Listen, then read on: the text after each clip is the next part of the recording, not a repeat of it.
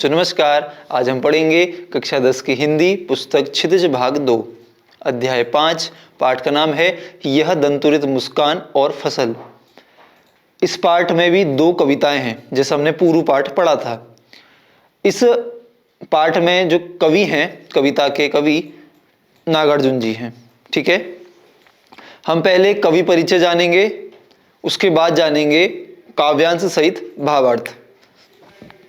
आइए, कवि परिचय। इस पाठ के कवि हैं नागार्जुन जी। ठीक है, नागार्जुन जी का जन्म बिहार के दरभंगा जिले के सतलखा गांव में सन 1911 में हुआ था।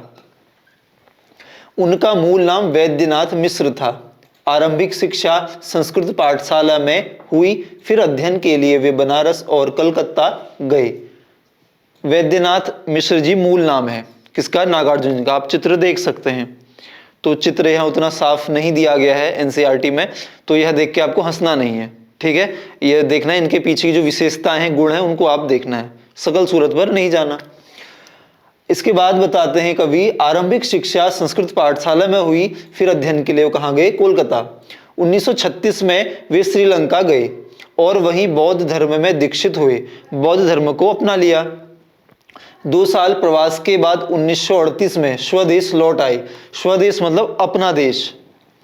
घुमक्कड़ी और अक्खड़ स्वभाव के धनी नागार्जुन ने अनेक बार संपूर्ण भारत की यात्रा की। उनका स्वभाव का यहाँ वर्णन है।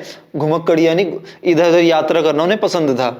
अक्खड़ स्वभाव कहने का अर्थ है जो भी बात को सीधे मुंह पर कह देना, यानी स्ट्रेट फॉरवर्ड जिसे हम कहते हैं। इसके बाद है सन 1998 में उनका देहांत हो गया।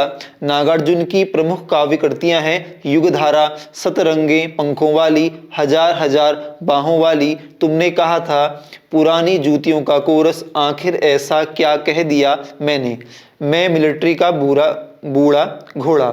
नागार्जुन ने कविता के साथ साथ उपन्यास और अन्य गद्य विधाओं में भी लेखन किया है। उनका संपूर्ण कृतित्व नागार्जुन रचनावली के 7 खंडों में प्रकाशित है। तो यह हमने जाना कि किस प्रकार नागार्जुन जी की रचनाएं, उनका जन्म स्थान, जन्म, मृत्यु, काव्य में भी काम किया, गद्य में भी। ठीक है, अब हम देखेंगे पुरस्कार क्या है। साहित्यिक योगदान के लिए उन्हें अनेक पुरस्कारों से सम्मानित किया गया, जिनमें प्रमुख हैं हिंदी अकादमी, दिल्ली का शिखर सम्मान, उत्तर प्रदेश का भारत भारती पुरस्कार एवं बिहार का राजेंद्र प्रसाद पुरस्कार। मैथिली भाषा में कविता के लिए उन्हें साहित्य अकादमी पुरस्कार प्रदान किया गया। राजनीतिक सक्रियता के कारण उन्हें अनेक बार जेल जाना पड़ा। हिंदी और मैथिली में समान रूप से लेखन करने वाले नागार्जुन ने बांग्ला और संस्कृत में भी कविताएं लिखी।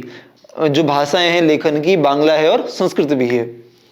मातृभाषा मैथिली में वे यात्री नाम से प्रतिष्ठित हैं, इंपोर्टेंट हो सकता है। लोक जीवन से गहरा सरोकार रखने वाले नागार्जुन भ्रष्टाचार, राजनीतिक स्वार्थ और समाज की पतनशील स्थितियों के प्रति अपने साहित्य में विशेष सजग रहे। वे व्यंग में माहिर हैं, इसलिए उन्हें आधुनिक कबीर भी कहा जाता है, यानी आधुनिक कबीर भी कहते हैं। किनको? नागार्जुन जी को। छायावादोत्तर दौर के वे ऐसे अकेले कवि हैं जिनकी कविता गांव की चौपालों और साहित्यिक दुनिया में समान रूप से लोकप्रिय रही। वे वास्तविक अर्थों में जन कवि हैं। सामयिक बोध से गहराई से जुड़े नागार्जुन की आंदोलन धर्मी कविताओं को व्यापक लोकप्रियता मिली। नागार्जुन ने छंदों में काव्य रचना की और मुक्त छंद में भी। तो इस प्रकार से देखा हमने कवि का परिचय, कवि की भाषा, लेखन की, और ये मुक्त छंद का प्रयोग करते हैं, और किसकी भावना है? उनके देश प्रेम और इस देश के जितने भी ऐसे वर्ग हैं जिनको हम कविता के माध्यम से लिख सकते हैं, उनको यह लेखन का कार्य करते हैं। अब हम देखेंगे कविता का सार। कविता का सार हम इसलिए पढ़ते हैं जो हम कविता में पढ़ने वाले हैं, आगे हम पढ़ेंगे काव्यांश में, तो उसकी रूपरेखा, पृष्ठभूमि क्या है, उसकी जो पृष्ठभूमि से हम समझ पाएंगे कविता को आसानी से। यह दंतुरित मुस्कान कविता में छोटे बच्चे की मनोहारी मुस्कान देखकर कवि के मन में जो भाव उमड़ते हैं, उन्हें कविता में अनेक बिंबों के माध्यम से प्रकट किया गया है। कवि का मानना है कि ये इस सुंदरता में ही जीवन का संदेश है। इस सुंदरता की व्याप्ति ऐसी है कि कठोर से कठोर मन भी पिघल जाए। इस दंतुरित मुस्कान की मोहकता तब और बढ़ जाती है जब उसके साथ नजरों का बाकपन जुड़ जाता है। पहली कविता है इसमें दंतुरित मुस्कान, जिसका हम पृष्ठभूमि देखें तो बताते हैं, कवि इसमें कहते हैं कि किस प्रकार से एक छोटे बच्चे को जब देखते हैं तो उसकी मुस्कान है वह देख करके हमारी सारी परेशानी दूर हो जाती है। उसकी मुस्कान इतनी मोहित करने वाली होती है। यह पहली कविता का सारांश है। दूसरी कविता है इसी पाठ में, जिसका नाम है फसल। फसल का पृष्ठभूमि क्या है आइए देखते हैं। फसल शब्द सुनते ही खेतों में लहलहाती फसल आंखों के सामने आ जाती है, परंतु फसल है क्या और उसे पैदा करने में किन किन तत्वों का योगदान होता है, इसे बताया है नागार्जुन ने अपनी कविता फसल में। कविता यह भी रेखांकित करती है कि प्रकृति और मनुष्य के सहयोग से ही सृजन संभव है। बोलचाल की भाषा की गति और लय कविता को प्रभावशाली बनाती है।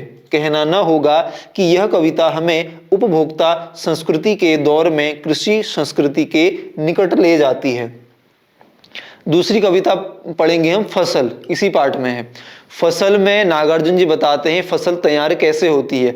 एक किसान की दृढ़ मेहनत और इस प्रकृति का सहयोग से फसल तैयार होती है। इसको हम पढ़ेंगे आगे काव्यांश में, ठीक है। अभी हम देखने वाले हैं पहली कविता, जिसका शीर्षक है यह दंतुरित मुस्कान। दंतुरित मुस्कान का अर्थ क्या होता है, जब 6-7 महीने से छोटे बच्चे के, यानी जो गर्भ से बाहर आता है उसके जब दांत आते हैं 6-7 महीनों के अंतर्गत, तो उसकी जो मुस्कान है वह मुस्कान देख करके जितनी भी परेशानी है एक मनुष्य की वह उसको देख के ही दूर हो जाए, इतनी मोहित करने वाली मुस्कान होती है। अब यहाँ जिस बच्चे की मुस्कान का वर्णन किया गया है वह है कवि का पुत्र, कवि का एक बच्चा, ठीक है।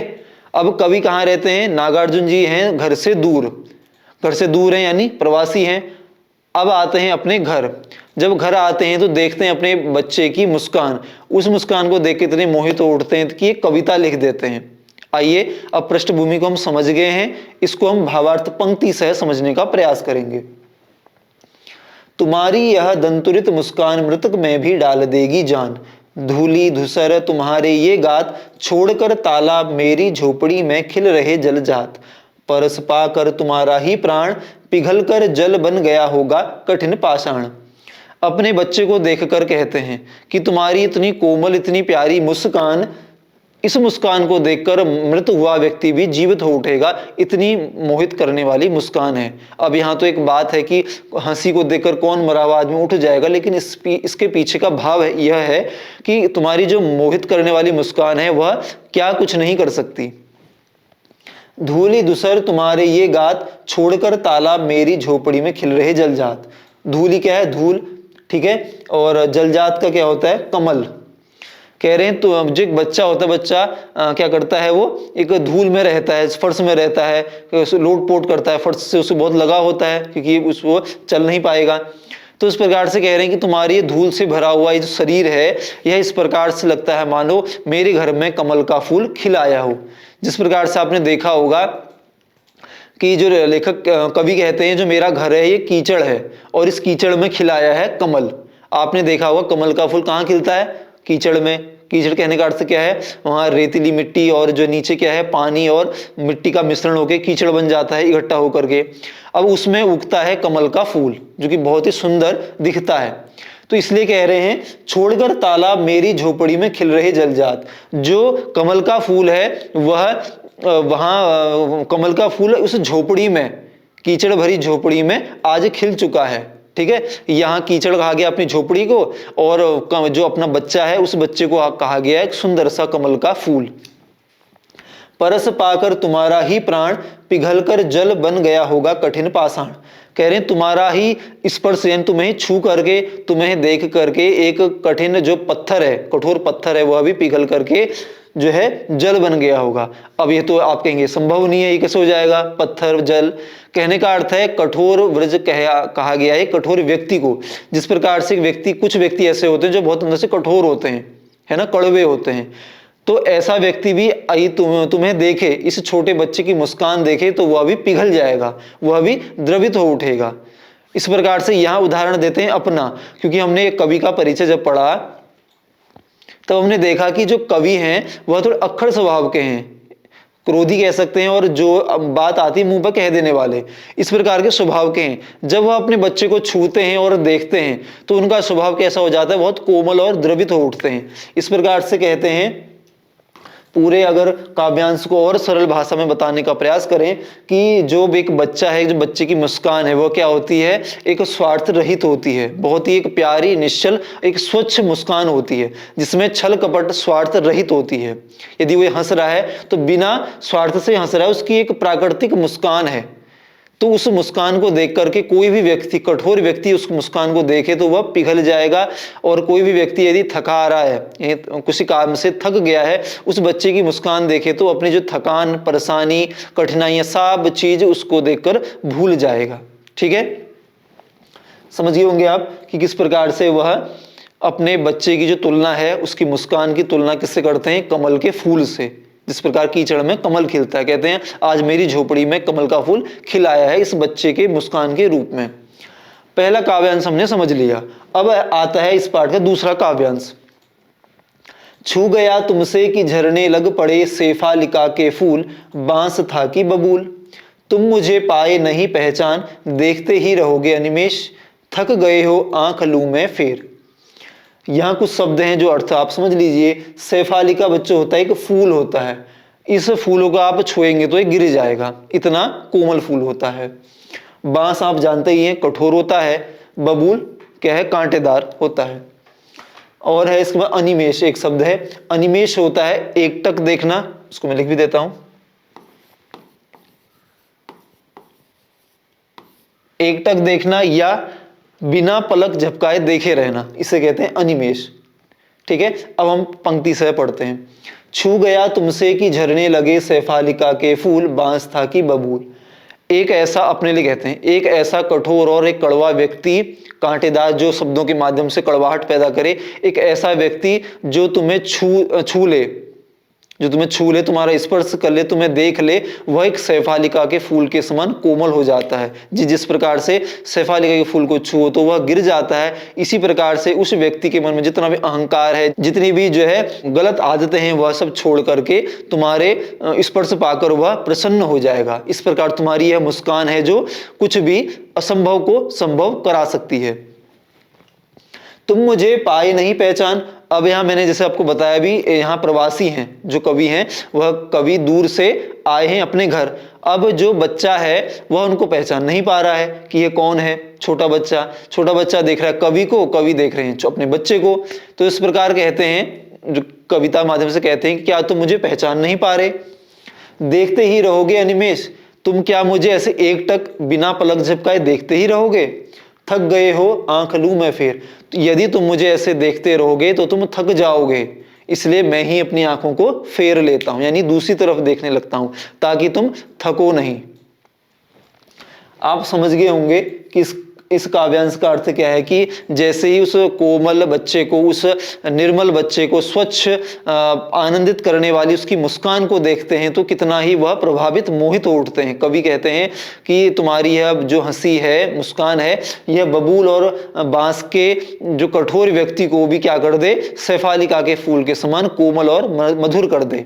इस प्रकार से तुम मुझे ऐसे देख रहे हो जैसे मुझे तुम पहचान ही नहीं पा रहे और एकटक देख रहे हो, इस प्रकार तुम ऐसे देखते रहोगे तो तुम थक जाओगे, इसलिए मैं ही अपनी दृष्टि को तुमसे हटा लेता हूं कि तुम थको नहीं।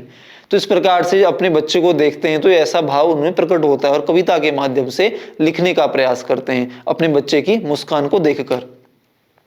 तो बच्चों हमने अभी ये देखा भाग 1, जिसमें पहली कविता देखी यह दंतुरित मुस्कान, 2 काव्यांश पढ़ लिए, समझ लिए।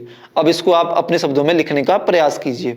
ठीक है, हम लेंगे हम भाग 2 में इसके आगे की कविता को लेकर के, और इस पाठ में दूसरी कविता है फसल, वह भी उसमें हम कवर करेंगे। तब तक आप इसको सीखिए, पढ़िए, सारांश के रूप में लिखिए। जल्दी मिलेंगे भाग 2 में। धन्यवाद।